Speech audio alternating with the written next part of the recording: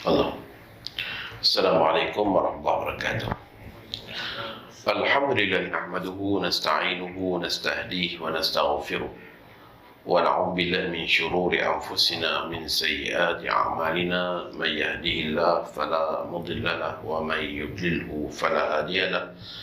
Asyhadu an la ilaha illallah wa asyhadu anna Muhammadan 'abduhu wa rasuluhu wa habibuhu wa khaliluh. Allahumma salli wa sallim ala Sayyidina Muhammad wa ala alihi wa ashabihi wa man nasarahu wa wala. Wa ba'du fa ya ibadallah usikum wa nafsi wa iyaya bitaqwallah faqad faza al-muttaqun. Qala rabbi shrah li sadri wa yassir li amri wa hlul 'uqdatam min lisani yafqahu qawli. Rabbi yassir wa la tu'assir. Rabbi tammim bi khair. Terima kasih pada pimpinan majlis akhina al-fadhil Ustaz Samsul hafizahullah mata'ahullah bisihatin wa afiyah, yang dihormati akhina al-fadhil Sudinno mudir Ma'had Tarbiyah insyaallah. Kali kedua datang, ya, memang berubah lah tengok, ya, banyak bangunan baru insyaallah, ya. Mudah-mudahan Allah Subhanahu wa taala panjangkan usia beliau dengan kesihatan, keafiatan, kesentosaan, penjagaan dan perlindungan, dan mudah-mudahan subur majlis-majlis ilmu dan subur hati-hati mereka yang menuntut ilmu di sini. Para asatizatul kiram, ahbabuna fillah, muslimin dan muslimat yang dirahmati Allah Subhanahu wa taala. Alhamdulillah, segala puji dan syukur kepada Allah Subhanahu wa taala kerana dengan limpahan rahmat, taufik, hidayah dan juga inayah daripada Allah Subhanahu wa taala, pada pagi ini kita dapat sama-sama berkumpul untuk kita ulang kaji beberapa perkara berkenaan dengan ibadah puasa, yang mudah-mudahan dengannya kita jadi orang yang lebih bersedia di dalam menghadapi ibadah yang bakal berkunjung tiba. Kita lihat betapa ibadah puasa itu sangat-sangat didambakan, sehinggalah bermula daripada bulan Rejab lagi sudah pun dah didoakan, Allahumma barik lana fi Rajab wa Sya'ban wa ballighna Ramadan. Minta supaya diberkatkan kita yang berada di dalam bulan Rejab, Sya'ban, dan berdoa khusus agar dianugerahkan kita bertemu dengan bulan Ramadan. Kerana bulan Ramadan ini merupakan satu hadiah besar daripada Allah Subhanahu wa taala. Sebagaimana yang Ustaz Sudin sebutkan tadi itu, bulan Ramadan ini bukan bulan kita nak meringkaskan ibadah. Patutnya bulan kita menambah ibadah. Bukan bulan kita nak tangguh-tangguh kuliah. Ya, patutnya bulan ni lah kita tingkatkan lagi. Tetapi seolah-olah dah jadi satu trend akhir-akhir ini. Bila masuk aja bulan Ramadan, maka banyak nak diringkaskan. Wirid-wirid lepas sembahyang diringkaskan, konon-kononnya nak bagi peluang kepada jemaah. Ya, sepatutnya bulan ni, bulan Ramadan nak datang ni, patutnya bulan tu bulan yang lebih kita meningkatkan amalan. Ya, kalau dengan kita katakan sembahyang tarawih boleh hadir sepenuh-penuhnya, maka bulan ni juga bulan yang sangat utama untuk memuliakan sunat-sunat rawatib. Ya, kerana sunat rawatib itu lebih besar daripada sunat tarawih. Ya, sembahyang sunat rawatib itu lebih besar daripada sembahyang sunat tarawih. Maka sepatutnya dalam bulan Ramadan sunat rawatib lebih ramai lagi orang buat.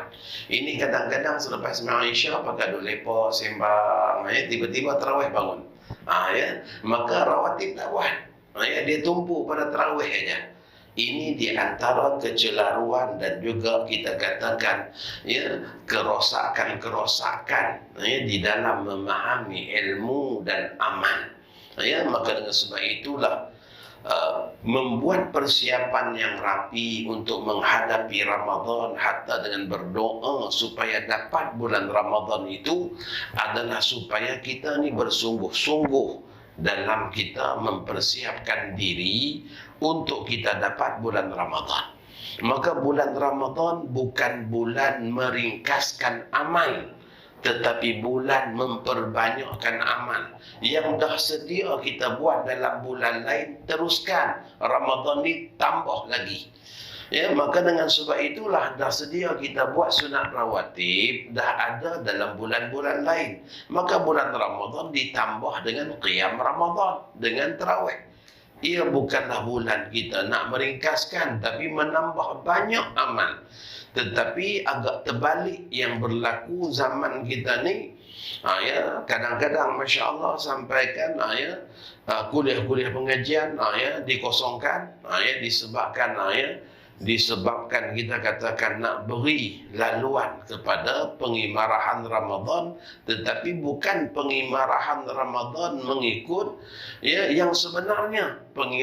Pengimarahan Ramadan mengikut EJK masjid, mengikut EJK surau, mengikut masyarakat, Masya Allah, sehingga Masya Allah yang sepatutnya diutamakan tak diutamakan. Maka mudah-mudahanlah Ramadan yang akan datang tak jadi macam tu. Alangkah beruntungnya dengan kita kalau kita duduk dalam majlis ilmu, kita mengaji ilmu akidah, kita mengaji ilmu fiqh, kita mengaji ilmu tasawuf. Ini 3 ilmu yang wajib kita belajar. Maka ilmu yang wajib kita belajar ni kita akan pegang sepanjang hayat. Sepanjang hayat kita akan pegang ilmu tu. Maka bila ada pengajian-pengajian yang sedemikian, bila kita ikuti, kita dapat ganjaran pahala wajib. Disebabkan kita menumpu pada belajar yang wajib. Maka pada ketika itu, rugi yang wajib-wajib ni ditangguhkan dalam bulan Ramadan. Sepatutnya diperbanyakkan lagi. Kalau tak sesuai nak kita buat pada waktu malam, maka di-adjust buat pada waktu lain. Tetapi bukanlah sampai ditangguhkan. Ya, kerana nak bagi peluang ni, satu ibadah wajib di dalam bulan Ramadan menyamai 70 ibadah wajib dalam bulan lain. Ya, alangkah beruntungnya, kita lah yang ada jadual kuliah ni. Ustaz Samsul ada jadual kuliah, Ustaz Sudin ada jadual kuliah. Kira-kiranya adakah satu surau kita mengajar 70 kali setahun? Adakah satu surau kita boleh pergi mengajar 70 kali setahun? Mungkin tak ada. Mungkin tak ada. Jadi alangkah beruntungnya kalau saat dalam bulan Ramadan tu kita duduk dalam satu kuliah saja, dah sama seperti 70 kuliah dalam bulan-bulan lain. Masya Allah, begitulah besarnya fadilat bulan Ramadan ni. Maka dengan sebab itulah bulan Ramadan bukan bulan untuk kita meringkaskan segala amal, tetapi bulan Ramadan untuk kita meningkatkan sebanyak-banyak peluang amal yang ada. Termasuklah bulan yang sepatutnya kita anjurkan pengajian-pengajian supaya jemaah kita dapat ganjaran pahala. Selain daripada dia dapat nikmat i'tikaf, dapat kita katakan beramal, dia juga dapat ganjaran pahala duduk dalam majlis ilmu. Baik.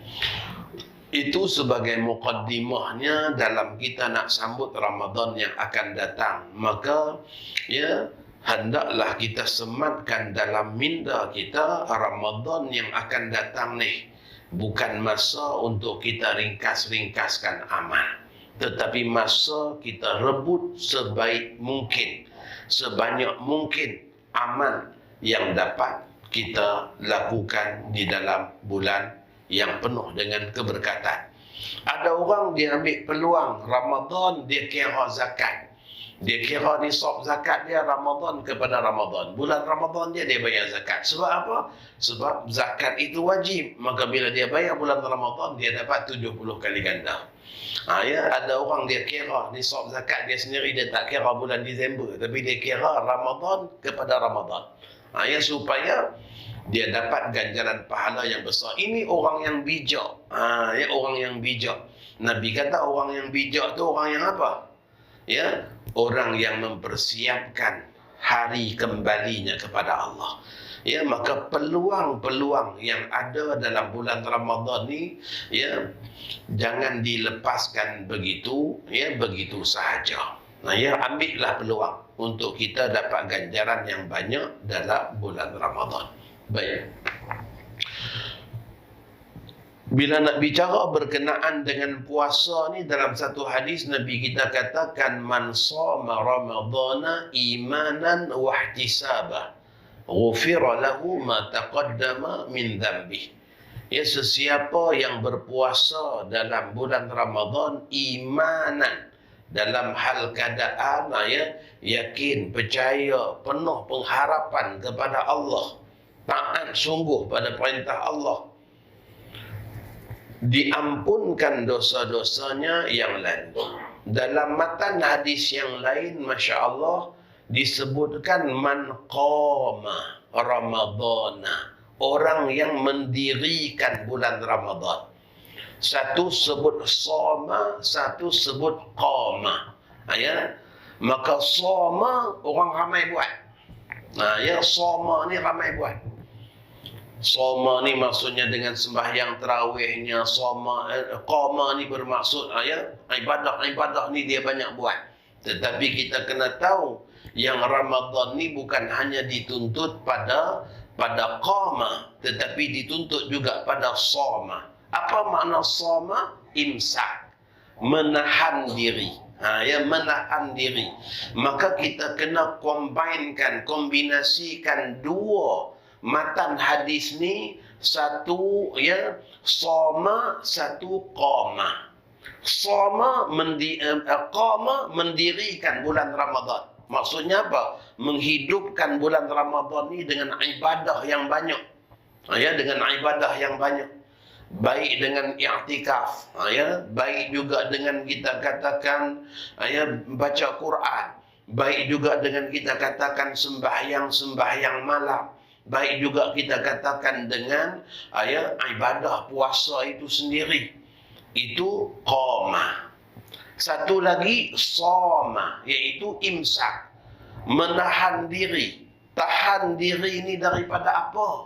Ya, tahan diri daripada perkara yang membatalkan puasa. Itu namanya tahan diri daripada mubtilat. Ya, menahan diri ini juga ada dua perkara yang kita kena tahan. Yang pertama, tahan daripada mubtilat, perkara-perkara yang membatalkan puasa. Maka kena buka balik buku-buku, baca balik, duduk balik dalam kuliah-kuliah pengajian, semak balik pengajian-pengajian yang lalu. Apakah perkara-perkara yang membatalkan puasa? Ya, yang masing-masing insya-Allah, ya, masing-masing tahu, ya, perkara-perkara yang membatalkan puasa ni. Saban tahun dah kita ulang belajar, kita faham perkara yang membatalkan puasa. Perkara yang membatalkan puasa ni juga orang boleh jaga. Ya, sebab ia masuk dalam erti kata menghidupkan bulan Ramadan juga dengan berpuasa, iaitu menahan diri daripada melakukan perkara yang membatalkan puasa. Namun ada lagi satu, ya, disebutkan oleh para ulama, dituntut juga bagi kita menahan diri daripada, ya, daripada apa? Muhbitat. Muhbitat bermaksud perkara-perkara yang membatalkan pahala. Ya, perkara yang membatalkan pahala puasa. Seseorang, Masya Allah, dia dalam hal keadaan puasa, tak makan, tak minum, tetapi mulut dia tak puasa daripada mengata orang. Ya, dalam bulan puasa ni biasanya dia punya disiplin tu hari pertama, kedua, ketiga, okey ya. Jaga semua, mulut pun tak nak kata apa. Masuk hari keempat dia sama balik. Ya, dia dah rasa biasa balik. Akhirnya mulut mengata orang. tangan tulis macam-macam, ya, mengata orang.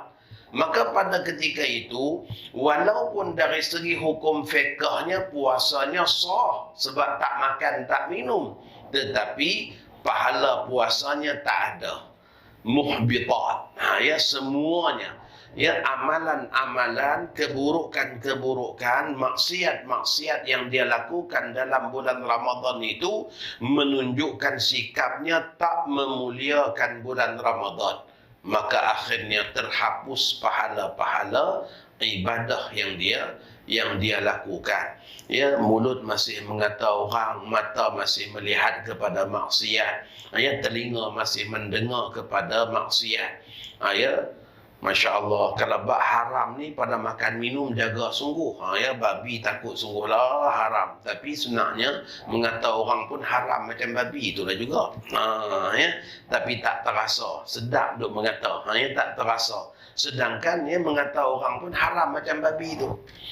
Ya, haram macam babi itulah juga. Ya, maka dengan sebab itulah ibadah Ramadan ni bila dia datang setahun sekali itu dia nak betulkan balik cara kita. Ya, kualiti dalam kehidupan kita sebagai hamba Allah tu akan diperbetulkan dalam madrasah Ramadan. Ya, jadi Ramadan yang akan datang ni bila dia datang pada kita, dia masukkan kita balik dalam, ya, jadual tarbiyah dia. Itu yang Masya Allah, kalau yang payah bangun pun, ya, dipujuk juga bangun. Sebab apa? Sebab sahur. Ya, sebab sahur. Payah nak bangun. Tapi bulan Ramadan boleh bangun. Sebab apa? Nak makan. Ya, sebab nak makan. Kalau biasa ni nak tahajud tak pernah terkejut. Ya, nak tahajud tapi tak pernah terkejut. Tapi datang Ramadan aja sebab makan punya hal bangun juga. Ya, bangun juga. Maka ambil peluang saat kita bangun pada waktu sahur itu, kerana waktu sahur waktu yang mubarakah, ya, waktu yang masyhudah, waktu yang disaksikan oleh para malaikat. Allah tanya kepada para malaikat malam, macam mana kalian datang kepada hamba-Ku dan bagaimana keadaan mereka ketika mana kalian meninggalkan mereka. Maka kata malaikat, kami datang pun mereka dalam ibadah, kami tinggal pun mereka dalam ibadah. Masya Allah. Sebab itulah dikatakan waktu yang masyhudah, waktu kesaksian, yakni kesaksian para malaikat. Ya, dan begitu juga sifat orang-orang yang bertakwa, orang-orang yang soleh. Allah sebut di dalam Al-Quran, wabil ashari hum yastaghfirun. Pada waktu sahur itu mereka beristighfar, memohon keampunan. Ya, maka Ramadan ni bangun jangan sekadar bangun untuk makan saja, tapi isilah bangunnya kita itu untuk memohon keampunan. Ya, isilah bangun kita tu untuk, ya, selain daripada mengisi perut, ya, bangun kita untuk mengisi peluang untuk mendapat pengampunan daripada Allah Subhanahu wa taala, kerana Allah sifatkan hamba-hambanya yang bertakwa, orang-orang yang soleh. Mereka ini pada waktu sahur mereka beristighfar, memohon keampunan Allah Subhanahu wa taala. Dan pada waktu itu juga ia merupakan sepertiga malam yang akhir, yang sepanjang-panjang waktu Allah bertanya, tak adakah hamba-Ku yang memohon keampunan? Tak adakah hamba-Ku yang berhajat sehingga Aku tunaikan? Tak adakah yang berdoa sehingga dikabulkan? Maka ia juga merupakan waktu yang sangat baik untuk kita masing-masing isi dengan ibadah dan doa kepada Allah. Jadi saat bangun sahur itu ambillah keberkatan. Ya, keberkatan pada waktu sahur. Nabi kita katakan tasahharu fa inna fis sahuri barakah. Bersahurlah, sesungguhnya pada sahur itu adanya keberkatan. Ya, tasahharu walau jur'atan minal ma. Ya, bersahurlah walaupun hanya sekadar seteguk air sahaja. Masya Allah. Sampai macam tu lah suruh bangun ni. Ya, walaupun hanya untuk seteguk air supaya dapat keberkatan. Ya, keberkatan waktunya dan keberkatan ibadahnya. Ya, ada di situ. Baik, sebagai ulang kaji juga dalam bab puasa ni, ya, saya nak ulang hari ini berkenaan dengan beberapa perkara berkenaan dengan niat puasa. Ya, berkenaan dengan niat puasa. Dalam mazhab kita, mazhab Syafi'i, niat puasa wajib mestilah pada malam hari. Niat puasa wajib mestilah pada malam hari. Bila sebut puasa wajib aja, kita ada berapa puasa wajib? Kita ada 6 macam puasa wajib. Ya. Puasa wajib ni bukan satu, ada 6 macam puasa wajib. Yang pertama puasa Ramadan, ni puasa wajib. Yang kedua puasa qada, ya, puasa qada, ya, bagi puasa wajib, ya. Yang ketiganya ialah puasa nazar. Apabila seseorang bernazar untuk berpuasa, maka dia wajib berpuasa dan haram baginya membatalkan puasa yang dia nazar itu. Ya, jadi orang yang puasa wajib, dia haram membatalkan puasa. Muslimat ni bila masuk bulan Syaban aja ada lagi baki puasa yang tak qada, maka hendaklah segera ambil peluang qada dalam bulan Syaban ni. Bila kita dah niat qada juga malam, ya, sebab dia puasa wajib, ya, maka besok hari haram membatalkan puasa tersebut. Tak boleh dah pergi ofis, kawan-kawan kata jom minum, dia pun pergi minum sekali, ya. Sedangkan semalam dah niat puasa wajib, ya, puasa wajib haram dibatalkan. Ya, sama ada wajib tadi itu kerana kewajipan Ramadan atau kerana qada atau kerana nazar. Itu dah 3. Yang keempatnya wajib kerana kafarah. Ya, wajib kerana kafarah, iaitu, ya, membayar denda. Sama ada kafarah itu seperti kafaratul yamin, kafarah bagi orang yang bersumpah, ya, menebus kifarat bagi orang yang bersumpah, ya, berkelahi, bergaduh, ya, demi Allah aku tak nak bercakap dengan dia. Ya, berdosa disebabkan apa? Ya, duk ucap macam tu kerana memutuskan hubungan silaturahim, maka kena tebus. Ya, dia kena bercakap satu hal, maksudnya kena hubung balik silaturahim satu hal. Yang kedua ialah dia kena tebus sumpah dia. Ya, dia kena tebus sumpah dia dengan cara dia berpuasa 3 hari. 3 hari itu puasa wajib. Maka bila puasa wajib, niat bila? Niat malam hari juga. Demi Allah, aku takkan makan ayam sampai bila-bila. Ya, sebab dia tengok ayam makan cacing, dia rasa geli. Ya, jijik. Ya, maka sumpah tak nak makan ayam. Tiba-tiba, Masya Allah, pergi majlis perkahwinan, ayam golek punya cantik. Ya, dia pun dah rasa selera pula. Ya, waktu sumpah dulu tu 10 tahun yang lepas. Ya, cacing pun tak nampak dah waktu tu. Ya, tak ingin nak makan pula. Boleh makan, tapi bayar kifarat. Ya, bayar kifarat. Ya, kena puasa 3 hari. Maka puasa itu puasa kafarah yang wajib. Begitulah juga dengan puasa kafarah bagi zihar. Cuma bila kita bincang hukum zihar ni tak ada dalam masyarakat kita. Ya, sebab uruf masyarakat kita dia tak jadi zihar. Orang Arab bila dia nak ceraikan isteri dia kata belakang kamu seperti ibuku. Ya, maka itu merupakan lafaz dalam adat orang Arab bila nak ceraikan isteri.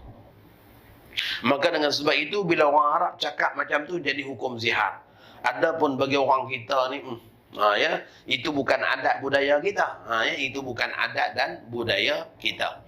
Maka orang yang menziharkan isteri ni wajib berpuasa 2 bulan berturut-turut sebagai denda.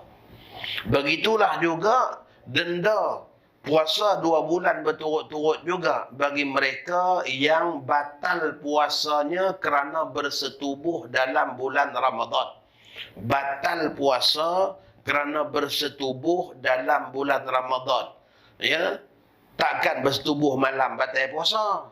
Ya, tak batal lah, bersetubuh siang lah tu maksudnya. Ya, orang yang bersetubuh di dalam bulan Ramadan sehingga batal puasanya itu kerana setubuh, maka wajib berpuasa 2 bulan berturut-turut. Ya.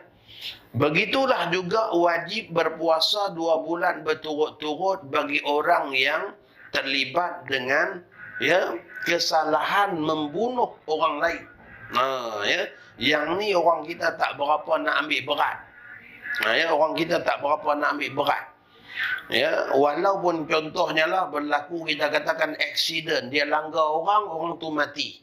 Maka walaupun insurans dah cover dah, insurans dah cover, dah bayar pampasan kepada keluarga si mati. Keluarga si mati pun kata, okeylah, kami pun dah maafkan lah. Kami pun dapat banyak juta juga, Masya Allah. Kami dah maafkan lah. Namun tetap dari segi hak Allah, dia masih lagi wajib puasa 2 bulan, tuan-tuan. Orang yang terlibat bunuh orang ni, sama ada dalam sengaja ataupun tak sengaja, maka dia wajib bayar dengan 2 bulan berturut-turut berpuasa. Maka puasa itu juga puasa yang wajib. Puasa kafarah. Dah berapa dah? Yang pertama tadi puasa Ramadan, yang kedua qada, yang ketiga nazar, yang keempat kafarah. Yang kelima, puasa yang wajib juga ialah puasa kerana membayar dam haji. Puasa kerana membayar dam haji. Contohnya seperti mereka yang melakukan haji tamattu'. Nama pun haji tamattu'. Tamattu' tu maksudnya apa? Haji yang bersenang-senang. Haji yang bersenang-senang. Sebab apa haji ini jadi senang? Sebab dia ni buat umrah haji dulu, dia niat umrah, dia selesai buat umrah, dia tahallul daripada umrah, dia pakai baju biasa, senang-senang pergi shopping sana sini. Berjalan sana sini senang-senang. Kemudian bila masuk hari wukuf, barulah dia ihram haji pula. Maka orang ni dianggap orang yang bersenang-senang di dalam ibadah haji, sebab tu nama dia tamattu'. Maka orang yang haji tamattu' ni, dia kena bayar dam. Dia kena bayar, kita katakan denda pada ibadah haji, iaitu dengan berpuasa 10 hari. 3 hari di tanah haram, 7 hari di kampung halaman. Maka puasa itu juga merupakan puasa yang wajib.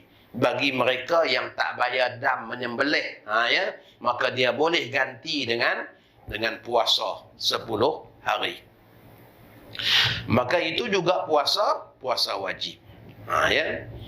Yang berikutnya, puasa wajib juga ialah puasa kerana nak melakukan solat sunat istisqa apabila kerajaan mengistiharkan seluruh hamba rakyat hendaklah berkumpul di padang, beramai-ramai kita nak buat solat sunat istisqa.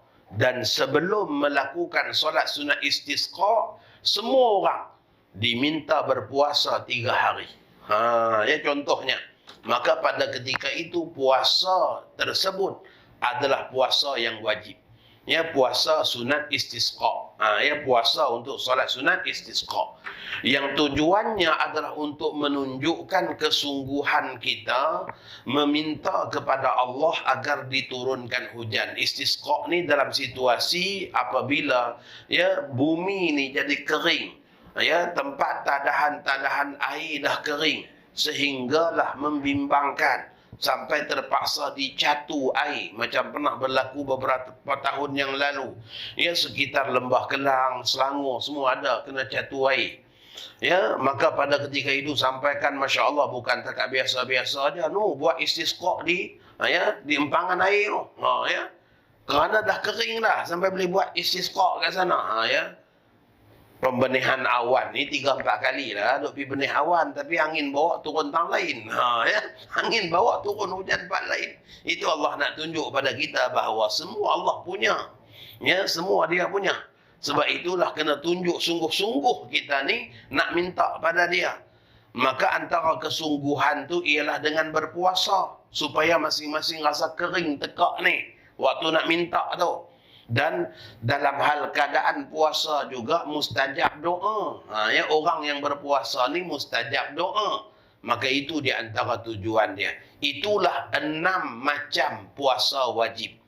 Maka dalam mazhab kita, puasa wajib ni wajib berniat pada malam hari. Ya. Dalam hadis Nabi kita katakan, man lam yubayyitis siyama fala siyamalah. Sesiapa yang tidak berniat puasa pada malam hari, maka tiada puasa bagi dirinya. Ya, tiada puasa bagi dirinya. Maka bila dikatakan malam itu maksudnya terbenam matahari saja, kita dah boleh mula niat.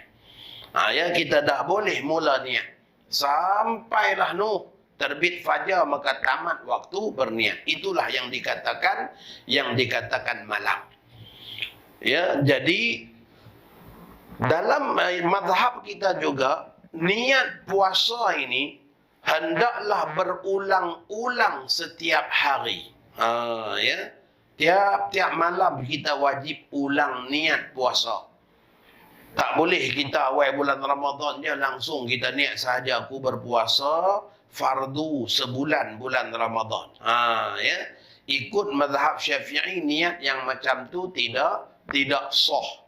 Maka niat itu mestilah berniat pada tiap-tiap malam. Ya, mestilah berniat pada tiap-tiap malam. Ya, tiap-tiap malam kita kena niat. Sebab itulah Masya Allah kadang-kadang ya, kalau dululah di kampung-kampung, imam-imam kampung kita selepas sembahyang witir, selepas baca doa, langsung dia pun nawaitu Samaruddin supaya jemaah semua pakat niat.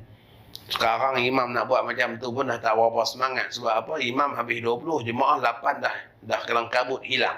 Ya. Maka akhirnya nawaitu Samaruddin tak berapa nak ramai.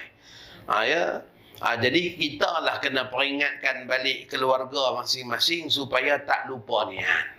Ya, supaya tak lupa niat. Itu yang kita katakan tu, Ramadan ni bukan bulan untuk meringkaskan amal, tetapi bulan untuk meningkatkan amalan dan kualiti amalan kita. Ya, jadi kalau boleh bulan ni jangan duk ambil dah. Ya, bulan Ramadan yang akan datang ni jangan dah duk buat perangai nak meringkaskan semua. Ya, bulan ni kalau boleh nak banyakkan lagi, bukan nak meringkaskan. Ini kadang-kadang sampaikan ya, AJK masjid pun sound juga imam. Imam tak payahlah nak wirid-wirid lepas sembahyang. Ya, ringkaskan je lah. Ni kita nak tarawih ni. Ya, contohnya dia duk utama ke tarawih tu. Ya, maka akhirnya banyak ibadah-ibadah terkuras, ya, terbuang. Disebabkan apa? Disebabkan nak meringkaskan. Baik. Yang berikutnya, ulama-ulama dalam mazhab Syafi'i antaranya Imam Ibnu Hajar mengatakan hukumnya sunat. Hukum dia sunat bagi orang dalam mazhab Syafi'i ini untuk dia ya turut berniat sebulan bulan Ramadan. Ya, pada awal malam bulan Ramadan tu, ini kata-kata Imam Ibnu Hajar, sunat niat sebulan bulan Ramadan. Yang tujuannya adalah untuk kita katakan berhati-hati, jalan ihtiyat, berjaga-jaga.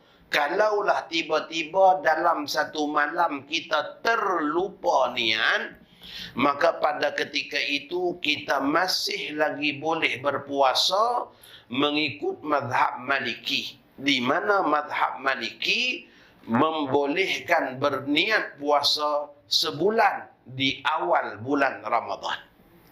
Ya. Jadi kita tengok di sini, mazhab Syafi'i pun dia meraihkan juga pandangan mazhab lain.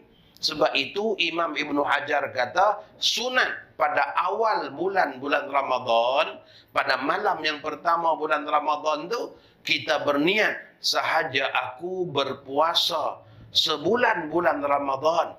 Ya, kerana Allah Subhanahu wa taala. Ya, pada tahun ni kerana Allah. Maka sunat kita niat macam tu pada awal bulan Ramadan. Yang tujuannya kata dia supaya dia masih lagi dapat berpuasa kalaulah dalam hal keadaan dia terlupa niat.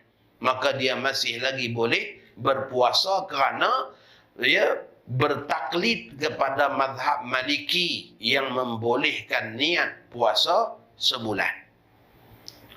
Ambil faham bagi elok ni. Niat puasa sebulan mengikut mazhab Maliki pun hanya pada mereka yang tidak ternafi kemampuan puasa sebulan.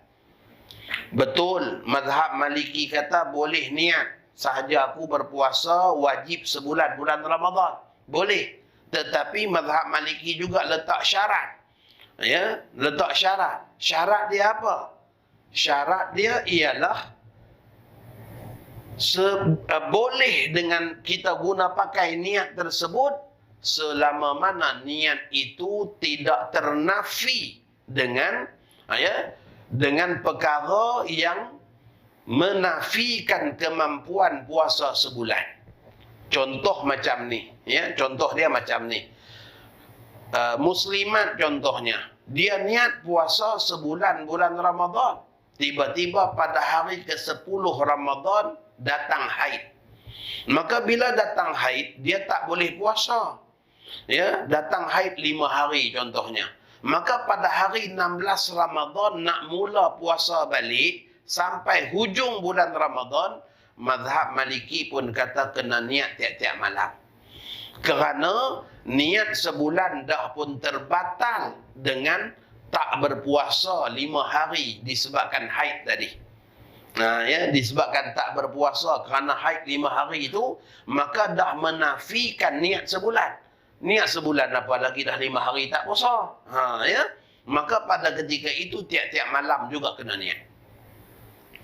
Ya, kalau bagi orang lelaki contohnya, ya, waktu dia bermusafir dia tak puasa contohnya. Ya, disebabkan dia musafir, maka dia ambil rukhsah tak berpuasa. Maka bermula daripada dia ambil rukhsah tak berpuasa waktu musafir, contohnya 2 hari tak puasa, maka hari yang berikutnya dia nak puasa balik. Pada ketika itu dia kena niat tiap-tiap malam kerana niat puasa sebulan dah batal. Ya, ini sebagai makluman kepada kita, kalaulah pada awal bulan Ramadan kita dah spare ya, niat sebulan ni, ya, yang tujuannya adalah untuk berhati-hati kalaulah dengan erti kata kita terlupa niat, kita boleh lagi bersandar pada taklid mazhab Maliki yang mengharuskan puasa sebulan. Tapi kena ambil tahu bahawa niat sebulan itu dikira batal apabila berlaku perkara-perkara yang menafikan kemampuan puasa sebulan. Ya, sama ada seseorang itu dia tak puasa 1 hari ataupun ada puasa dia batal. Ya, 1 hari itu puasa batal contohnya. Ya. Buat kuih dengan anak-anak, ya. Rasa teringin makan pula, anak sesuap dia sesuap, anak sesuap dia sesuap, masya-Allah. Ya, bukan ada apa pun, teringin dia kata dia. Ya, batal hari itu. Maka pada ketika itu dah terbatallah niat sebulan. Kerana tak mampu lagi untuk berpuasa sebulan sebab ada hari yang dia dah tak puasa. Baik. Maka dengan sebab itulah juga Imam Ibn Hajar mengatakan demikian juga sunat bertaklid dengan mazhab Hanafi. Ya, sunat bertaklid dengan mazhab Hanafi bagi mereka yang dah terbatal niat sebulan. Iaitu di mana mazhab Hanafi mengharuskan berniat di siang hari dalam bulan Ramadan. Ya. Dia ni masya-Allah niat sebulan ikut Maliki dah batal. Ya. Suatu malam dia lupa niat. Satu malam dia lupa niat. Bukan sengaja ni, memang lupa niat sungguh. Ya, biasa-biasanya duk pergi sembahyang tarawih, ya, duk tumpang niat dengan Tok Imam Nawaitu Samaruddin. Ya, bila selesai witir, ya, tiba-tiba malam tu dia tak buat witir ataupun penat sangat, ya, tarawih pun tak pergi malam tu. Ya, buat kat rumah aja, maka akhirnya lupa. Ya. Lupa. Bangun sahur pun tidak. Kut-kut kalau bangun sahur, okey juga. Sebab apa? Mazhab Hambali, orang yang bangun makan sahur dengan tujuan nak puasa esok, itu sudah dikira sebagai niat puasa. Ya. Mazhab Hambali. Ya. Dalam mazhab Hambali, dia bangun aja. Tujuan bangun semalam buat apa? Sahur lah. Sebab apa sahur? Nak puasa lah. Puasa lah tu. Ya. Itu dah dikira niat dah. Ikut mazhab Hambali. Ya. Bangun sahur pun tidak. Ya. Bangun sahur pun tidak. Pergi masjid pagi-pagi duduk termenung. Imam pun tengok air. Termenung awal pagi ni. Saya dalam masalah besar, kata dia. Ya. Sebab apa? Ya, Tuan Imam tanya sebab apa masalah besar? Saya lupa niat semalam, Ustaz. Ya.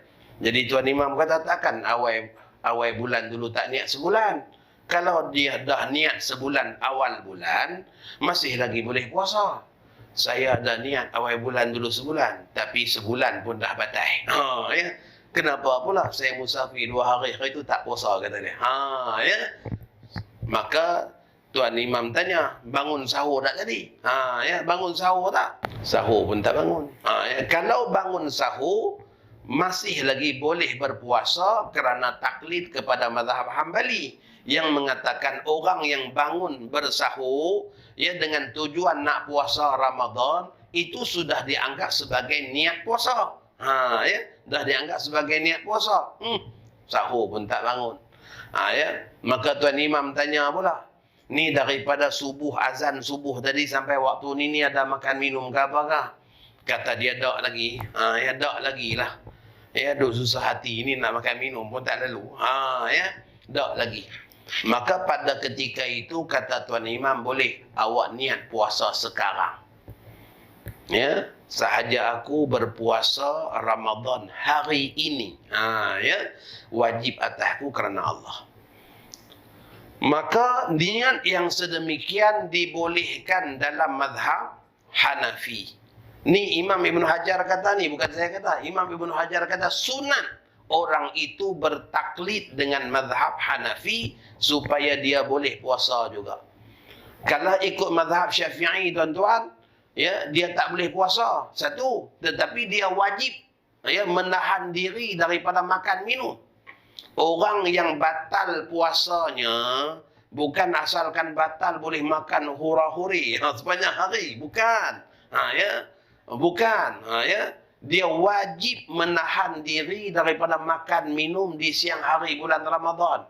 Hukum dia haram, dia makan minum tu. Haram hukum dia. Ya.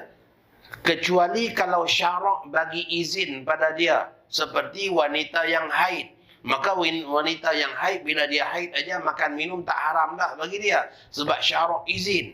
Ya, bagi dia.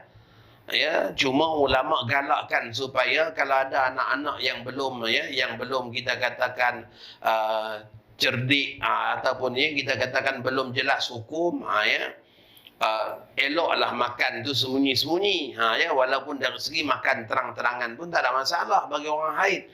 Tapi kadang-kadang dulu saya mengajar sekolah rendah 12 tahun mengajar sekolah rendah. Ya, ada budak datang, "Ustaz, mak saya jahat." "Hai, kenapa pula?" Ya, "Kenapa pula kata mak dia jahat?"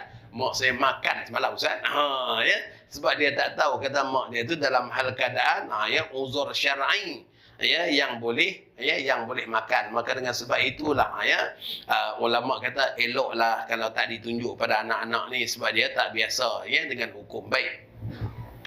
Maka bagi mereka yang lupa niat pada malam hari satu hal, kemudian niat sebulan pun dah terbatal, ya, kemudian sahur pun tidak, ya, sahur pun tidak, dia masih ada lagi peluang puasa dengan dia bertaklid pada mazhab Hanafi, iaitu berniat puasanya di siang hari.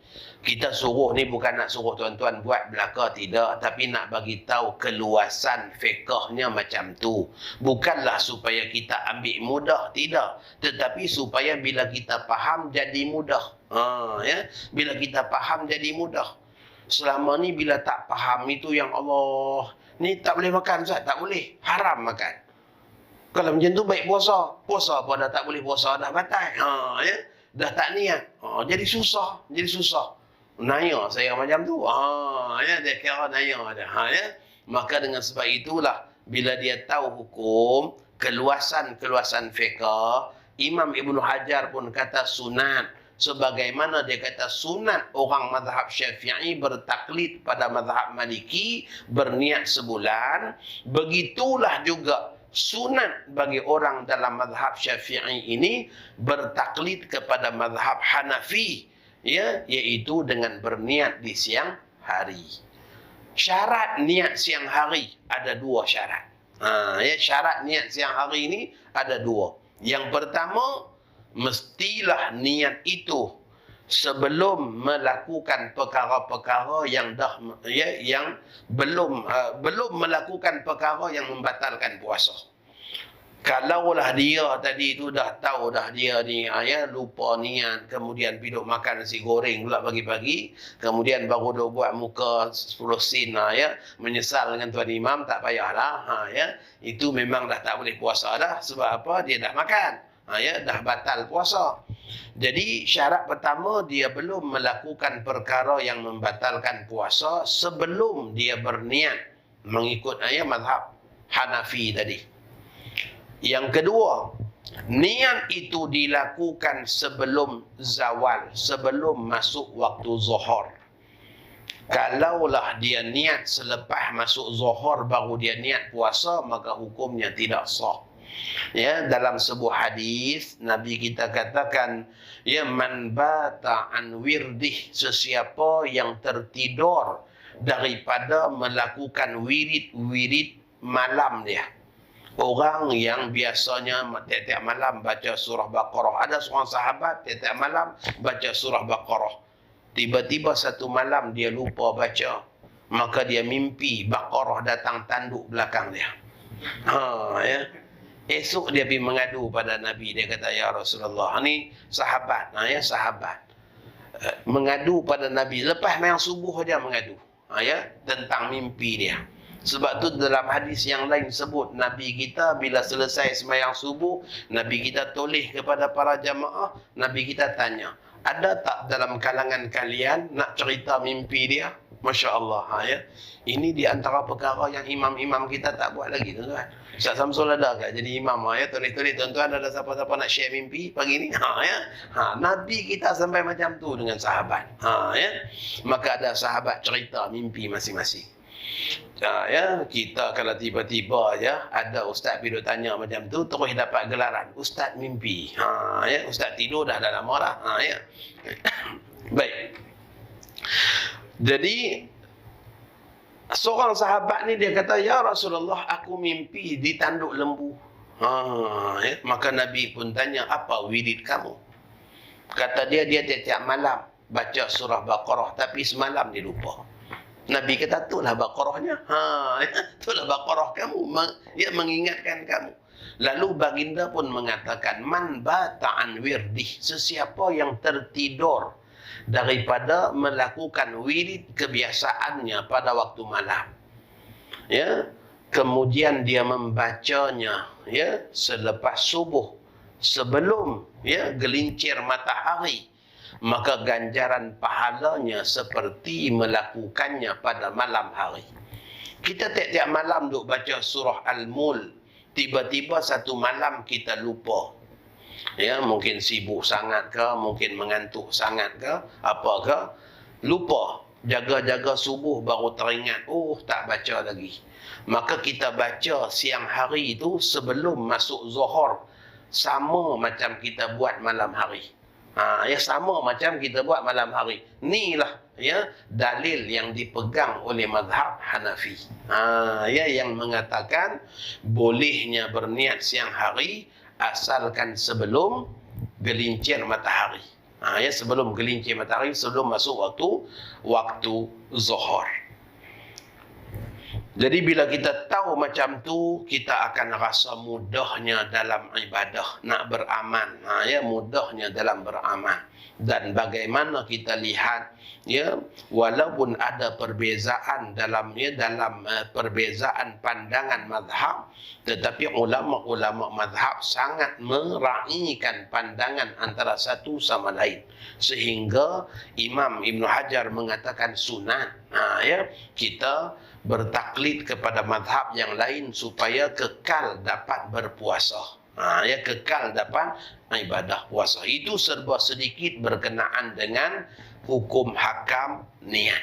Ya, hukum hakam niat yang perlu kita, ya, yang perlu kita ambil tahu.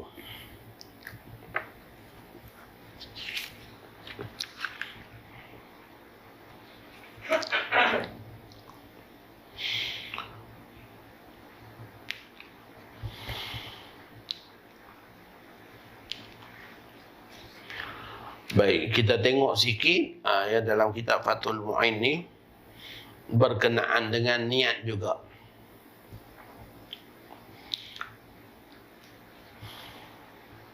Sekurang-kurang niat ialah kita niat sahaja aku berpuasa, ya, berpuasa wajib Ramadan. Ya, sekurang-kurang niat. Tak boleh sekadar sahaja aku berpuasa wajib. Sebab sebagaimana kita katakan tadi, puasa wajib tu banyak. Ya, puasa wajib tu banyak. Ada wajib kerana kafarah, ada wajib kerana nazar, ada wajib kerana yang lain-lain tadi. Maka dengan sebab itulah ulama mengatakan sekurang-kurang niat tu sahaja aku berpuasa wajib, ya, dalam bulan Ramadan. Ya, besok hari. Ya, itu sekurang-kurang niat puasa. Maka tak memada kalau dengan seseorang berniat sahaja aku berpuasa wajib. Ya, mesti ditayinkan dengan puasa wajib Ramadan. Kerana ada banyak puasa wajib yang lain. Dan niat yang paling akmal, niat yang paling sempurna, tadi sekurang-kurang. Niat yang paling sempurna dia kata, nawaitu sawma ghadin an adai fardi Ramadan. Sahaja aku berpuasa besok hari kerana menunaikan kefarduan bulan Ramadan. Kefarduan tu wajib Ramadan lah. Ya, kefarduan bulan Ramadan.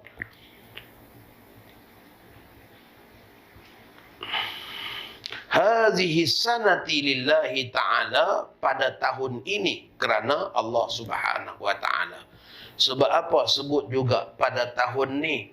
Kerana ada orang dia ada kewajipan Ramadan yang tahun lepas yang dia tak qada lagi. Ada orang yang dia ada kewajipan Ramadan 4 tahun yang lepas yang dia tak qada lagi.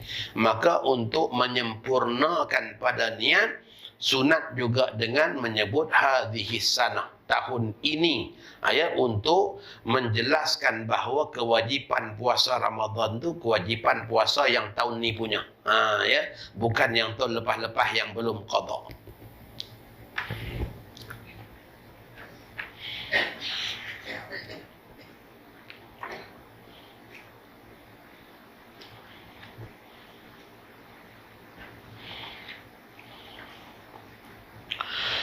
Baik, rukun puasa ni yang pertama niat. Kita dah bahas dah tadi. Ya, yang pertama rukun puasa ni ialah niat. Ya, dengan syarat-syarat yang kita sebutkan tadi. Rukun puasa yang kedua ialah imsak, menahan diri, ya, daripada perkara-perkara yang membatalkan puasa. Jadi puasa ni dia ada 2 rukun. Ya, satu dia niat, yang kedua ialah menahan diri daripada perkara yang membatalkan puasa. Menahan diri dari perkara yang membatalkan puasa dari terbit fajar hingga terbenam matahari. Dari terbit fajar sampai terbenam matahari, dia wajib menahan diri daripada perkara-perkara yang boleh membatalkan puasa. Wa yuftiru 'amidun la nasin lis-shaumi wa in kathura minhu nahwu jima'in wa ukulin alimun la jahilun. Batal puasa orang yang sengaja. Maka batallah puasa orang yang sengaja. Bukan lupa bahawa dia sedang berpuasa. Sekalipun banyak melakukannya. Contohnya macam makan. Macam makan. Hari pertama bulan Ramadan ni selalu kadang-kadang ada yang tersasul lagi. Ada yang tersasul lagi. Balik-balik office je tiap-tiap hari memang kalau balik office buka peti ais. Dia pun balik-balik je buka peti ais. Langsung tuang air. Dah habis dah segelas lagi. Habis segelas lagi baru orang tegur, tak puasa kah? Maka pada ketika itu baru teringat, dia puasa. Maka 2 gelas dah tu. Tak apa, tak batal puasa. Disebabkan apa? Disebabkan tak sengaja. Disebabkan lupa. Yang batal ni amid. Orang yang sengaja. Kalau orang yang lupa tak batal. Puasa dia tidak batal disebabkan dia terlupa. Maka apa hukum mengingatkan orang yang puasa tiba-tiba dia makan? Kita tahu ni hari yang pertama bulan Ramadan ni. Kawan ni naik kereta dengan kita. Duk sembang-sembang. Kita pula kalau kereta biasanya letak air tepi pintu. Letak air tepi pintu. Duk tengah-tengah sembang elok. Tiba-tiba kawan ni pun gagal. Tangan dia ambil. Buka minum. Kita pun tengok aja dia minum. Apa hukum menegur bagi orang yang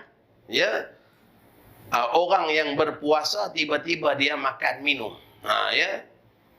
Ulama mengatakan bahawa kalau dia tu jenis orang yang malas puasa. Kita tahu dah dia ni kalau duk cari jalan tak puasa aja, culat. Maka menegur pada ketika itu wajib. Menegur pada ketika itu wajib. Puasa lah. Tengok kawan buka air, puasa lah. Wajib menegur. Kerana dia ni orang yang culas puasa. Kadang-kadang puasa, kadang-kadang tak puasa. Asalkan ada peluang dia kira tak nak puasa. Maka pada ketika itu menegur wajib. Jadi kalau kita jumpa dengan geng plastik hitam, wajib tegur. Saya dulu tak tahu apa geng plastik hitam. Rupa-rupanya bulan Ramadan je ada geng tu. Dia ada kedai-kedai tertentu yang jual makanan siang hari masuk dalam plastik hitam. Masuk dalam plastik hitam. Dia pergi letak duit aja ambil. Orang meniaga pun tak ada. Dia letak siap dah dalam tu. Dalam tung yang panas tu. Di tepi-tepi jalan ni ada. Dia berhenti, budak-budak motor berhenti. Jujur tuan-tuan. RM3 letak. Dia tak mencuri pula tu. Jujur. Punya bagus bertakwanya dia. Masya Allah. Jujur ni. Ambil RM3 satu bungkus pi. Jumpa geng plastik hitam ni kita kena tegur. Kena menegur orang yang makan siang hari bulan Ramadan dan kita tahu dia orang yang jenis malas puasa. Maka itu masuk dalam amal ma'ruf. Nahi mungkar yang kita kena tegur. Jadi hukum dia wajib. Menegur. Tapi kalaulah orang ni orang soleh, dia ni memang selalu puasa, Masya Allah. Tiba-tiba kita tahu, kita tengok dia ambil botol itu tahu lupa dah ni. Lupa dah ni. Maka menegur pada ketika itu hukum dia harus saja. Bukan wajib. Menegur pada ketika itu hukum dia harus saja. Maksudnya boleh tegur. Tapi bukan wajib tegur. Sebab kalau dia makan sekalipun, kalau dia minum sekalipun, puasa dia tak batal. Puasa dia tak batal. Ada seorang sahabat dia mengadu kepada Nabi, dia makan dalam keadaan lupa. Maka kata Rasulullah, itulah rezeki yang Allah bagi pada kamu. Itulah rezeki yang Allah berikan kepadamu. Maka di situ menunjukkan bahawa ibadah puasanya tak batal. Bahkan dia dapat rezeki di siang hari pula. Dalam bulan Ramadan. Maka dengan sebab itu ulama mengatakan, kalau orangnya orang yang rajin puasa, orang yang bertakwa, orang yang tak culas dalam ibadah, tapi kerana dia lupa saja kita tengok dia tengah duk makan, maka pada ketika itu menegur hukum dia harus saja, bukan wajib. Ya. Tapi kalau memang kaki ya plastik hitamnya geng, ya bila tengok aja wajib tegur. Ya.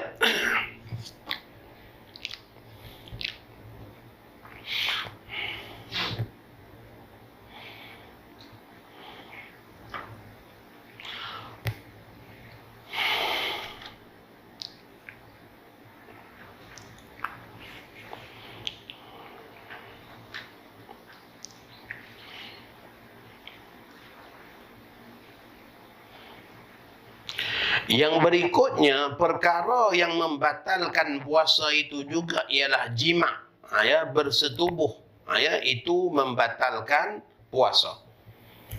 Yang berikutnya ialah ya istiqa'atin, ya, ai istida'ai qai'in.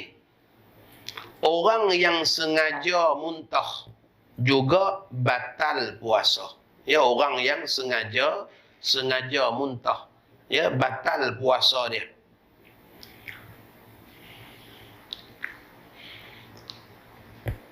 Sekalipun tiada pun apa yang dimuntahkan itu masuk semula ke dalam rongga perut, walaupun benda yang dia muntahkan tu tak ditelan balik, muntah tu saja dah batal. Apa maksud muntah? Apa maksud muntah? Orang perempuan selalu apa maksud muntah? Ya. Muntah ni ialah ya sesuatu yang keluar melepasi halkum kita daripada rongga dalam ni, daripada jauf yang keluar melepasi halkum kita. Ya, maka itu muntah. Kita makan tembikai, tapi sebab makan banyak sangat. Kadang-kadang bulan Ramadan bukan tembikai aja. Ya, waktu buka puasa tu air tembikai ada, ABC ada, cendol ada, masya-Allah. Ya. Kemudian dengan 3-4 kuih lagi. Ya. Makan tu kira makan sungguh dah. Ya. Pergi tarawih baru 3 rakaat aja, masuk rakaat keempat, rokok sujud keluar cendol. Ya, terkeluar balik cendol. Cendol yang keluar tu masih duk rasa cendol lagi, tak ada masam apa pun. Ya, tak berubah rasa pun, masih segar lagi. Ya, cendol tu. Tapi sebab dia keluar balik melepasi halkum, maka hukum dia apa? Hukum dia muntah. Maka bila hukum dia muntah, ni ada satu soalan. Saya ada satu channel Telegram, tuan-tuan. Ya. Channel Bicara Fiqh Ustaz Hazri. Boleh cari kat channel Telegram tu. Dulu ada satu soalan orang tanya, saya ingat lagi. Ya, dia kata dia makan temikai banyak. Dalam tahiyat akhir tiba-tiba kata dia terbatuk keluar temikai. Ya. Jadi Ustaz boleh tak saya kemam aja temikai itu dalam mulut? Ya, sampai bagi salam. Ya, kata dia, boleh tak? Saya tak telan Ustaz. Ya. Saya kemam aja, baca tahiyat pelan-pelan, bagi habis, bagi salam. Ya. Muntah tu saja dah batal semayang. Ya, bukan kira temikai tu berubah tak berubah. Ya, temikai tadi tak berubah rasa pun, tapi tetap juga batal solat. Sebab apa? Sebab bila nama muntah, yang keluar tu dah dihukumkan najis. Ya, yang keluar balik tu dah dihukumkan najis walaupun dia tak berubah. Jadi jangan duk buat perangai lembu. Ya. Lembu dia makan rumput siang hari banyak-banyak, bila malam dia keluar balik, itu mulut malam dia kunyah, hak keluar balik tu. Ya. Kita jangan duk buat perangai lembu macam tu. Ya. Dia makan tiba-tiba keluar balik, dia pun kunyah telan balik. Ya. Jangan duk buat perangai lembu, tak boleh. Ya, sebab yang keluar tu dah dihukumkan najis. Maka bila hukum najis, haramlah kita makan. Ya. Kena kumur, bersihkan. Jadi ya, orang yang tadi itu batal lah sembahyang. Ya, dia kena pergi kumur-kumur, ya, kemudian solat semula, i'adah solat semula. Ya, sebab wuduk tak batal. Ya, jangan duk buat cerita P. Ramli. Ya, jangan duk buat cerita P. Ramli pula. Apa tu Cik Ramli? Kejap, bang. Ya, apa tu? Kutu babi. Allah batal wuduk saya. Batal wuduk kenapa pula? Ya, kena kutu babi mana duk batal wuduk? Ya. Jangan dapat cerita Piramli, ya, tak batal wuduk. Ya. Jadi dia ajalah, dia pergi kumur aja mulut dia, kemudian sembahyang balik.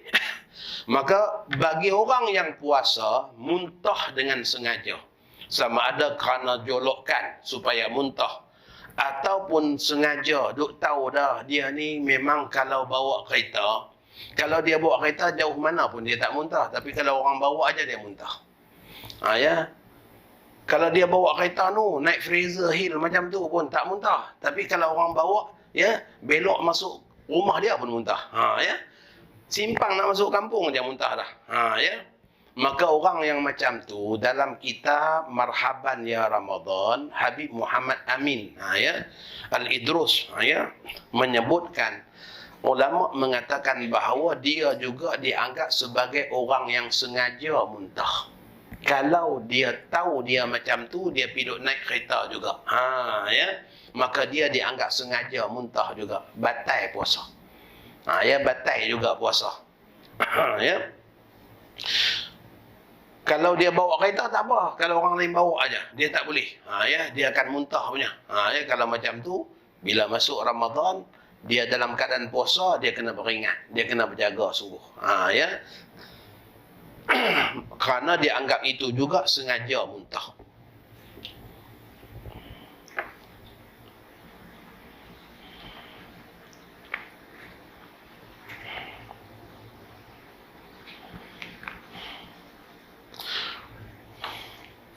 Baik, puasa tidak batal dengan sengaja mengeluarkan lendir kehak ya, yang berada dalam rongga ya, daripada bawah ataupun daripada otak, nukhamah. Nukhamah ni orang dah sedut tu. Dia sedut keluar. Ya, lalu dia muntahkan. Maka itu tidak membatalkan puasa. Ya, tak membatalkan puasa. Adapun jika lendir itu sudah sampai keluar batas zahir kemudian ditelan kembali, maka secara pasti puasanya itu batal. Ya, macam kanak-kanak ada budak-budak duk buat main tu. Ya, dia keluarkan kemudian sedut balik masuk. Ya, contohnya ya, telan pula, maka batal puasa. Ya, batal puasa. Air liur tak batal puasa kita menelan. Ya, air liur walaupun banyak. Ya, walaupun banyak. Maka dengan sebab itu, kalaulah seseorang itu dia bimbang mengantuk, maka dia kunyah. Ya, dia kunyah duit shilling 50 sen. La ilaha illallah. Ya, contohnya lah, bawa kereta siang hari mengantuk sangat tak tahan. Ya, jadi letak duit 50 sen. Kalau nak kunyah getah, takut nanti getah tu pecah ke apa, tertelan pula. Ya, duit 50 sen insya-Allah tak pecah lah. Ya. Jadi dia kunyah duit 50 sen je, kiri kanan, kiri kanan, kiri kanan. Ya. Kalau biasa-biasa duk makan kuaci, asalkan bawa kereta mesti kuaci punya. Ya, tapi bulan Ramadan nak kuaci apa lagi? Ya, maka dia kunyah duit 50 sen. Maka bila mengunyah duit 50 sen tu, keluar air liur. Dia telan air liur dia tu, tak batal puasa. Ya, tak batal puasa. Ya, disebabkan apa? Memang ya, rongga mulut kita ni tempat keluar air liur. Lainlah kalau air liur tadi tu bercampur dengan benda asing dan dia telan.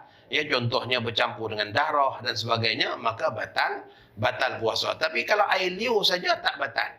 Selama mana dalam had, ya, dalam had mulut ni, walaupun dia takungkan dulu.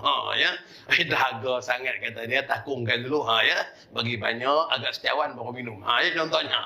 Contohnya lah, ya, tak batal. Selama mana masih dalam rongga mulut. Tapi kalau dah keluar, batal. Ya, kalau dah keluar, batal. Walau dakhalat zubabatun jawfahu aftara bi ikhrajiha mutlaqa. Apabila ada lalat memasuki rongga perutnya, maka secara mutlak dengan sengaja mengeluarkannya kembali membatalkan puasa kerana dikira muntah. Kawan ni duk menguap, tiba-tiba dia lalat ngap masuk. Ya, waktu dia menguap tu lalat masuk.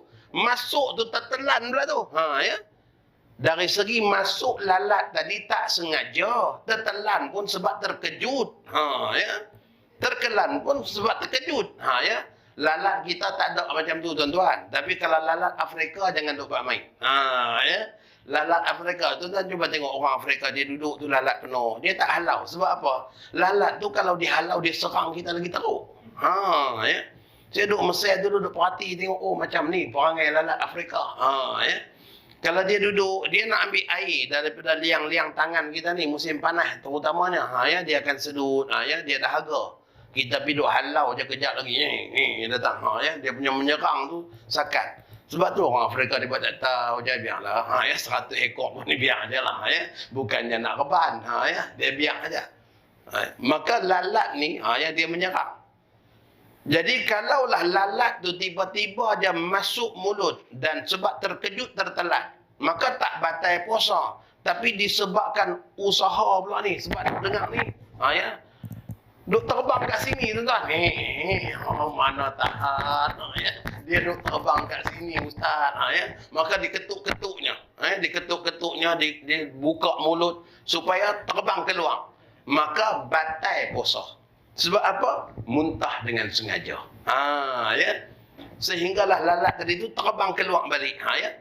Batal puasa sebab dianggap muntah juga. Itu yang kita katakan tadi itu. Makna muntah ialah apa yang masuk melepasi halkum keluar balik. Maka dikira muntah.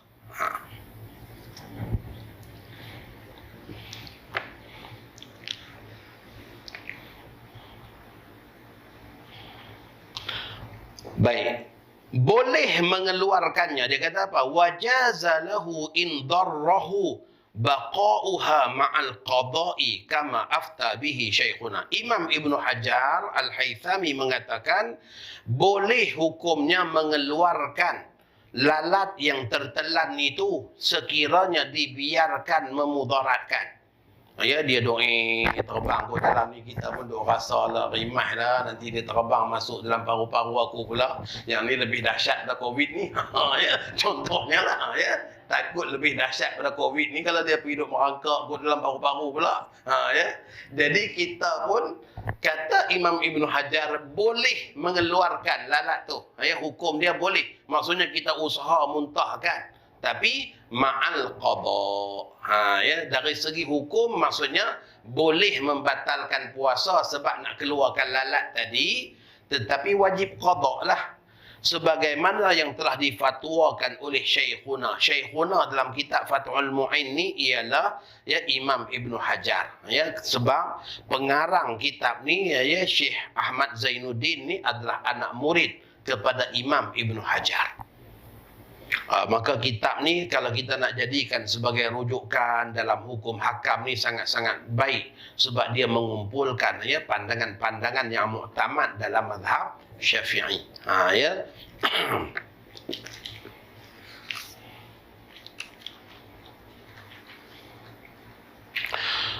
Wa yaftiru bidukhuli 'ainin wa in qallat illa ma yusamma jawfa. Ay jawfa man marra kabatini udhunin wa ikhlilin wa huwa makhruju bawlin wa labanin wa illam yujawidul hasyafa awil halamah. Puasa menjadi batal dengan masuknya sesuatu benda yang boleh dilihat. Ya, masuk ke dalam rongga kita ni jenis ain.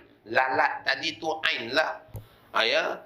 Kalaulah benda yang ya, masuk dalam rongga tadi itu hanya sekadar udara saja. Macam kita duduk bernafas ni, oksigen keluar masuk, maka tu tak batal.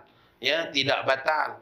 Kita duduk di ruang tamu ni, isteri goreng ikan, ya, ikan pekasam je pun dia punya aroma bau tu masuk. Ya, masuk aroma bau tu. Tapi aroma ni tak batal puasa sebab dia bukan ain. Dia bukan benda yang dapat dilihat. Ya, maka dengan sebab itulah kalau kita perhatikan ada khilaf dalam masalah inhaler tu. Ya, masalah kita katakan ubat asma bagi orang yang asma dalam bulan Ramadan ni. Ya, dia asma bulan Ramadan, dia asma tapi taklah sampai kena ambil gas dalam bulan Ramadan, tak payahlah ambil. Ya, puasalah macam biasa. Tapi kalaulah dia dalam hal keadaan tengah-tengah puasa tiba-tiba datang semputnya tu sampai terpaksa dia pam, maka di situ ada khilaf. Ya, ada fatwa contohnya Mesir, Jordan, ya, negeri Selangor dan beberapa buah negeri kita memfatwakan ya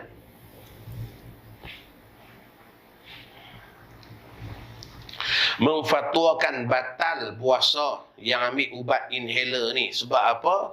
Jenis dia tu jenis kita katakan ain yang boleh nampak. Ya, kalau fatwa negeri Selangor tu dia kata apa? Kalau kita ambil sehelai kertas putih ni, kita tekan picit ubat asma tadi tu, kita akan tengok ada buih putih. Buih putih yang melekat pada kertas tu. Maka itu menunjukkan bahawa benda yang masuk tu ain. Benda yang masuk tu ain. Maka dengan sebab itu disebutkan bahawa batal puasa bagi mereka yang ambil ubat tadi. Mereka yang ambil ubat tadi. Batal sebab apa? Masuk ain. Begitulah juga ada fatwa Saudi yang kata tak batal. Fatwa Arab Saudi kata tak batal. Tapi yang masyhurnya batal. Ubat asma ni batal. Sama ada yang jenis kita katakan berhabuk. Dia ada dua jenis. Satu jenis kita katakan serbuk. Sudah jelaslah ain. Satu jenis lagi gas. Tetapi bila kita tekan tu berbuih melekat pada kertas tu, maka nampaklah ain dia, benda yang masuk tu. Maka dengan sebab itu fatwa mengatakan batal. Jumhur ulama kata batal. Masalah yang kedua, dalam khutbah negeri Selangor 2 tahun lepas barangkali menyebutkan juga bahawa rawatan dialisis, cuci darah tu batal puasa. Cuci darah tu batal puasa. Sebab apa cuci darah tu batal puasa? Dulu-dulu ada fatwa kata tak batal. Sebab zaman dulu dia hanya sedut darah keluar, dia tapih darah tu, dia buang urin, dia buang apa semua, dia masuk darah yang sama juga. Sebab itulah proses fatwa ni dia perlu kepada penelitian. Nak buat fatwa, satu-satu fatwa ni dia kena panggil pakar bidang dulu. Orang yang buat mesin tu dia cerita dulu kelebihan dan juga kita katakan keupayaan mesin tu. Kemudian dipanggil pula orang yang sakit, pesakit ni dapat pula taswir masalah daripada mereka. Kemudian barulah dibuat pula proses tasdik untuk mengeluarkan hukum. Jadi bukan mudah-mudah nak fatwa. Zaman dulu sungguh fatwa sebut menggunakan mesin cuci darah tu tak batal puasa. Tiba-tiba 2 tahun lepas bila buat semakan semula pada mesin-mesin cuci darah yang ada zaman kita ni, rupa-rupanya dia tak sama macam dulu. Yang dulu dia cuma pasang filter aja. Dia sedut darah keluar, dia filter. Dia tapis, urin semua keluar, kemudian masuk darah yang sama. Maka tidaklah dianggap masuk sesuatu yang baru ke dalam tubuh kita. Tetapi mesin yang ada zaman moden kita ni, sesudah kita katakan dialisis ni pun dah berpuluh tahun dah di negara kita, maka mesin-mesin yang baru ni ada ubat. Dia masukkan ubat pada mesin tadi supaya ubat itulah yang digunakan untuk membersihkan darah. Bukan sekadar filter macam dulu-dulu lagi. Maka dengan sebab itu bila darah tadi masuk ke mesin, keluar balik daripada mesin masuk ke dalam tubuh, dihukum batal puasa sebab masuk benda lain sekali. Bukan darah yang sama lagi. Masuk ubat sekali.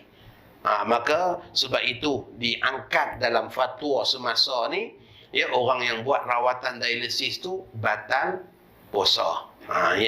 Jadi maksudnya pada hari dia buat dialisis, dia tak puasa lah. Hari itu hari batal puasa lah. Qada lah pada hari yang lain. Baik, saya rasa cukuplah sekadar itu. Dah dekat pukul 11 dah. Ustaz Samsul kata bagi laluan kalau ada yang nak bertanya. Wallahualam. Adakah nak tanya soalan? Kalau saya boleh jawab, saya jawab. Saya tak boleh jawab, Ustaz Samsul jawab.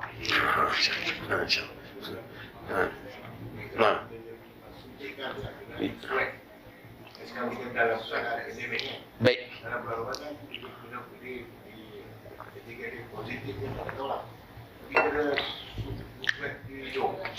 Okey, baik. Okey. Dalam masalah ilmu dalam masalah perubatan, kebanyakan fatwa kita ni sebenarnya mengambil kira mazhab Hanafi. Bertaklid pada mazhab Hanafi.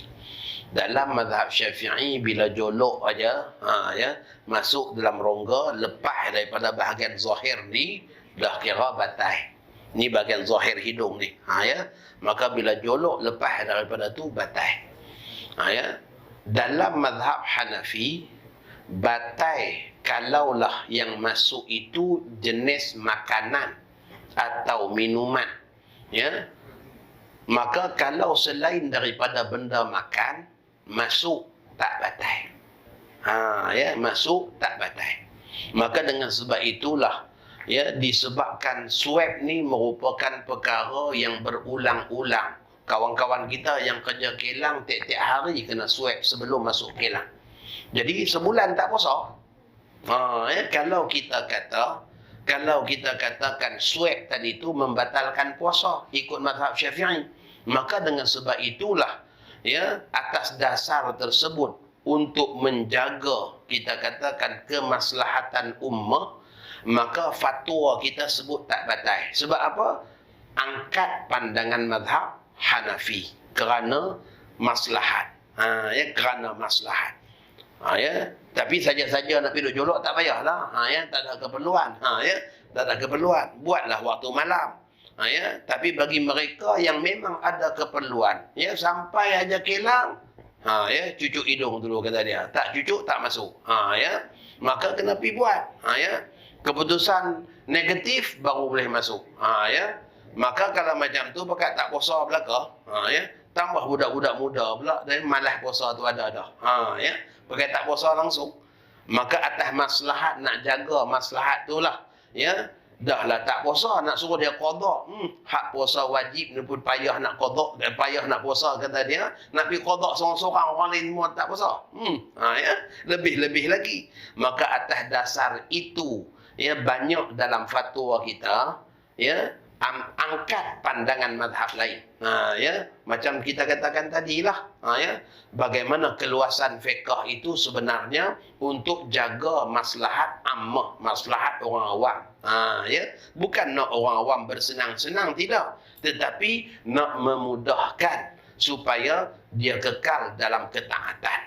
Wallahu a'lam.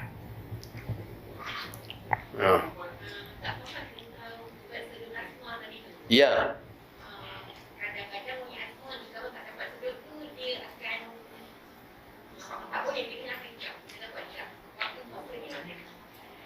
Itulah. Kalau ikut hukumnya begitulah maksudnya. Jumhur ulama mengatakan ubat asma tu adalah benda ain, benda yang masuk. Dan dia juga bila masuk, dia jadi seperti kita katakan benda yang menyenangkan. Maka boleh ganti macam makanan lah. Kita dalam keadaan letih, bila kita makan rasa segar. Maka dia ubat ni dia sifat dia macam tu. Sebab itulah pengambilan dia tadi itu dianggap batal puasa. Kalaulah dia sememangnya langsung tak boleh puasa, dia puasa dulu, puasa dulu. Tiba-tiba datang asma, maka pada hari datang asma tak boleh puasa lah. Kena qada lah puasa tersebut. Boleh mengambil ubat. Macam lalat masuk tadilah, boleh mengeluarkannya, tapi mengeluarkannya membatalkan puasa. Kenalah qada pada hari lain. Begitu juga saat datang asma tu, maka batallah puasa. Disebabkan datang asma tadi. Disebabkan pengambilan ubat asma tu. Kecualilah kalau dia nak pegang juga pada pandangan yang kata tak batal. Pandangan yang kata tak batal tu fatwa Saudiyin saja. Fatwa Arab Saudi saja.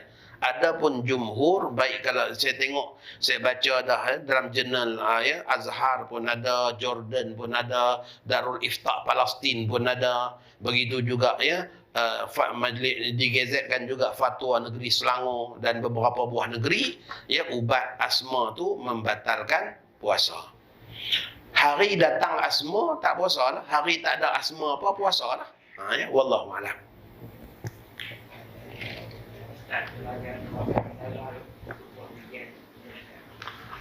Ya, cucuk ambil darah, keluarkan darah untuk buat ujian dan sebagainya tu bukan rongga, maka dia tak membatalkan puasa. Yang dikatakan rongga ni rongga terbuka, hidung, mulut, telinga, mata, ya, kemaluan.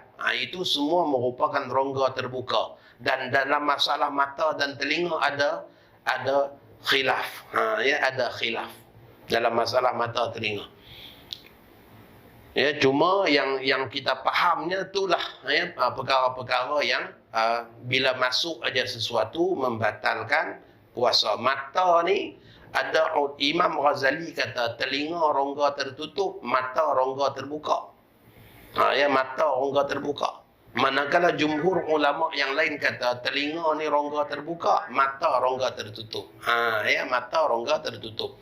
Maka dengan sebab itu pakai ubat mata tak batal puasa. Sebab mata ni dianggap rongga tertutup. Ya, tapi telinga, ya, Imam Ghazali kata rongga tertutup. Ya, satu kajian sains orang buat pun macam betul kata Imam Ghazali. Ya, telinga ni rupa-rupanya dia rongga tertutup. Ya, mata ni rongga terbuka. Sebab tu titik ubat mata tiba-tiba rasa sedap kat halkum. Ya. Kenapa pula sampai halkum yang titik di mata? Ya. Wallahu a'lam. Jadi dah pukul 11, Ustaz Sudin pun ada majlis lain, saya faham. Ya, jadi cukuplah sekadar itu, insya-Allah kita bertemu pada masa-masa yang lain. Wallahu a'lam. Allahumma ja'al jam'ana hadha jam'an marhuma wa tafarruqana min ba'dihi tafarruqan ma'suma wa la taj'al fina wa la ma'ana syaqiyyan wa la matruda wa la mahruma. Sallallahu ala sayyidina Muhammad wa ala alihi wa sahbihi wa baraka wa sallam. Walhamdulillahi rabbil alamin. Taqabbalallahu minkum.